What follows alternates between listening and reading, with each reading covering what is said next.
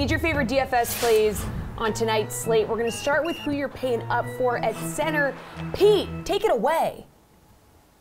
I'm going with Elias Lindholm for the Calgary Flames. They're facing the New Jersey Devils, who are on their third-string goalie right now, Nico Dawes. So far, so good. He beat the Sabres the other day, but I do think the way Calgary's offense is clicking lately, they're on the second of a back-to-back, but they'll be high-flying here.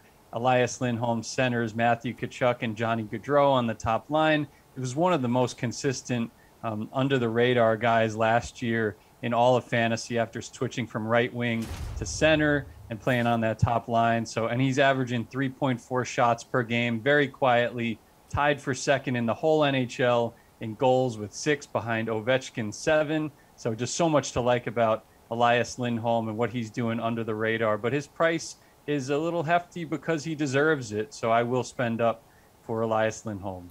All right, Paul, who are you spending up for? Well, he was one of my 2 considerations, so hats off to Pete for uncovering that one.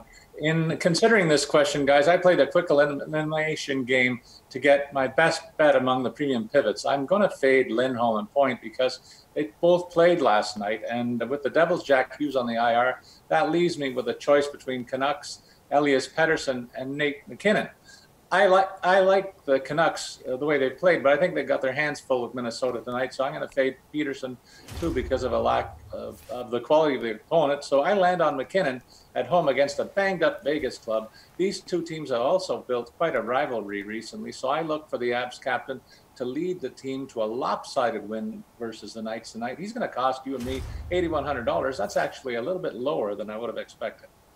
Let's talk wings and things. Who is your favorite winger this evening, Paul?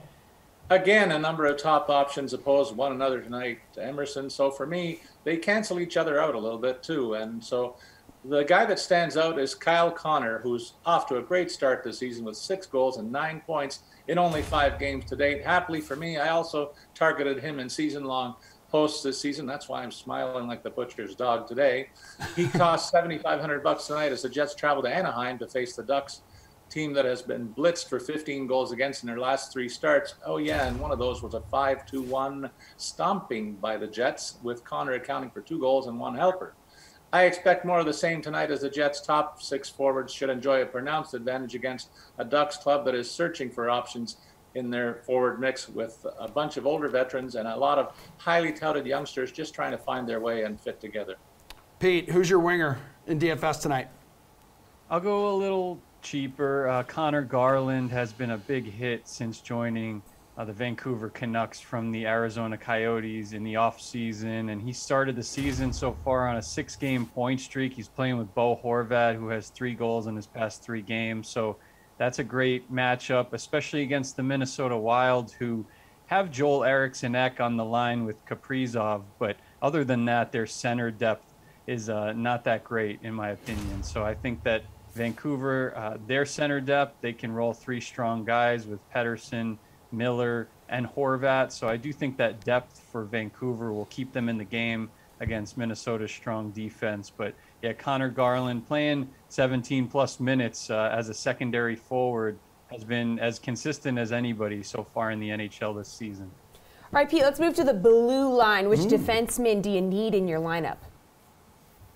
I need Erik Karlsson, EK65, for only $4,900. He's been incredible so far. He's playing about 21 minutes a game, but they do conserve his minutes at times, which is a good thing. He's not like playing 25+ minutes a game like he used to in his heyday, but that has led to the early signs of a bounce back season for Karlsson. 6 points in 5 games.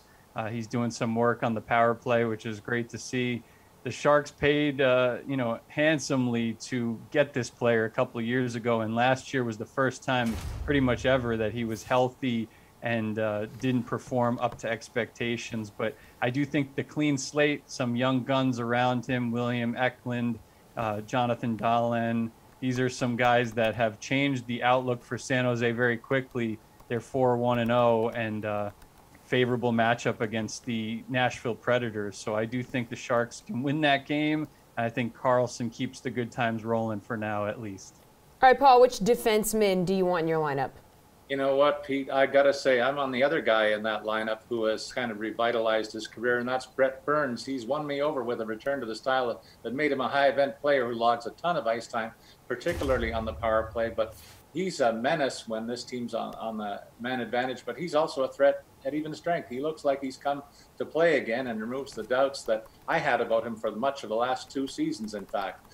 And the Sharks have had a very impressive start, as you touched on, with all the other factors thrown in. Throw in the fact that the Preds also have stumbled out of the gate and are looking loose defensively, and I'm picking Burns for $6,400 tonight. All right, dudes, who do you like between the pipes tonight? I know there's not a whole lot confirmed at this point, so maybe like a matchup you like, Paul? There's a couple. It depends on how much money I spend elsewhere. The budget distribution of my roster will certainly determine the way I go. I'm going to go definitely on the high side with the Avalanche tonight in their matchup against the Knights. I touched on that. Should be a lopsided win for the Colorado club, but their goalies are at the top of the draft board, so that's going to cost me $500 for Kemper. He's my guy if I can fit him in, but if I can't, I will pivot to James Reimer in goal for San Jose, costing me only $7,300. I like the way the Sharks have looked so far this season. I mentioned as one of the most pleasant surprises, and they're playing with loads of confidence. That same element and a surprising lack of structure in the Predators camp causes me to see a high win probability for the visitors in this matchup. Okay, Pete, how about you, dude? Potential goalie you like tonight between the pipes? So I'm going James Reimer for all those reasons and more that we talked about with the San Jose Sharks. I mean, I think Reimer has done as much as he possibly could have so far through 2 appearances, 50 saves on 51 shots faced, .980 save percentage. He and Aiden Hill have quietly made the Sharks one of the bigger surprises in the whole league this season. You look at Nashville, 2 wins in their first 6 games. They made a lot of moves in the offseason to downgrade, like trading Ryan Ellis, trading Victor Arvidsson. They're not helping this team in the short term anymore.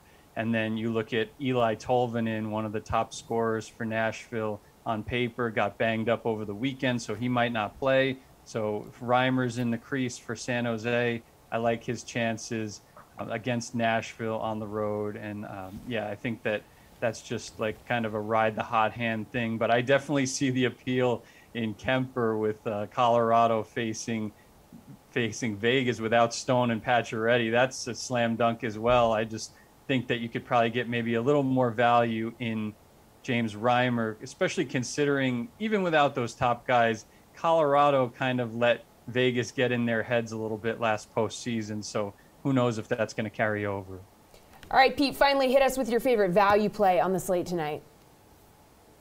Sure. I mean, definitely keep an eye on the status of Sidney Crosby. I don't think he's going to play, but you never know. It sounds like he's on his way to a potential return in not too distant future, hopefully. But Drew O'Connor for the Pittsburgh Penguins has been excellent in a secondary role. He's playing right now with Jason Zucker and Danton Heinen, 2 productive players in the early going. Only 3,300 against the Tampa Bay Lightning, who the Penguins beat on opening night in convincing fashion. And then, the Bolts are going to be on the second of a back-to-back here after losing to Buffalo. There is some bounce-back appeal with Tampa Bay, but Drew O'Connor quietly tied for second in rookie scoring behind Lucas Raymond of the Red Wings, who's been a stud as well, but he's not playing tonight. So I'll go Drew O'Connor at the center position, $3,300 for the Penguins. All right, Paul, what's your favorite value play on the slate? You guys remember opening night when I kind of touted the Montreal Canadiens? Well, I'm going to do it again just for another dose so that I can keep them down on the bottom of the league. I look for value in their first line pivot for the Canadiens as Nick Suzuki's priced only at $5,300 tonight in what should be a favorable matchup for the visitors. He's only got 1 point in 6 games, but his club finally got off the schneid with their first win in their last game, and he's overdue for a breakout effort. A little further down the list, I really like Naz Kadri of the Avalanche. He'll be focused on getting the checking away from the checking assignments. The Knights will be focused on McKinnon, and so he should get some real good matchups. He's also a factor on their power play. And in addition, I also like on the back end, Jamie Drysdale of the Ducks for $3,900. He's quarterbacking the top unit for Anaheim there. And the rookie has 3 points in 6 games while logging over 21 minutes a night. He has a tough matchup against the Jets, but I'm counting on a parade to the penalty box in this rematch to feature him in that power play unit. it.